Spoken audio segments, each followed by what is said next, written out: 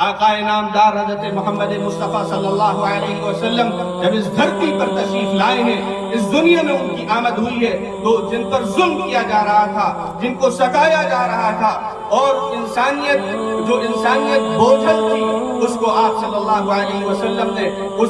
اس کے کاندھوں سے بوجھ کو اتارا، اسے سبک خرامی نصیب فرمائی، اور جن کے گردنوں میں غلامی کے پٹے پڑے تھے اور جو قوم و سلاسل سے گراباد تھے، آپ صلی اللہ علیہ وسلم نے انہیں آزادی عطا فرمائی، انہیں حریت فکر بھی عطا فرمائی اور مساوات کا درس دیا۔ جو انسان بھی درد سے کراہ رہا تھا، تڑپ رہا تھا، بلک رہا تھا، آپ صلی اللہ علیہ وسلم نے اسے اس کا مقام عطا فرمایا اور یہ بیان فرما دیا کہ کسی کو کسی پر کوئی فضیلت حاصل نہیں ہے، نہ مال کی بنا پر فضیلت حاصل ہے، نہ دولت کی بنا پر کسی کو فضیلت حاصل ہے، نہ رنگ و نسل کی بنا پر فضیلت حاصل ہے، نہ نسب پر کوئی افتخار کر سکتا ہے۔ ہر شخص اللہ کا بندہ ہے، اللہ کے آگے اس کو اپنا سر جھکانا ہے، اسی کی بات کو تسلیم کرنا ہے۔ سب غلام اللہ کے ہیں اور اس کے رسول کے ہیں، اور جو بھی ان کی غلامی میں آئے گا وہی کامیاب ہوگا، وہی فلاح پائے گا۔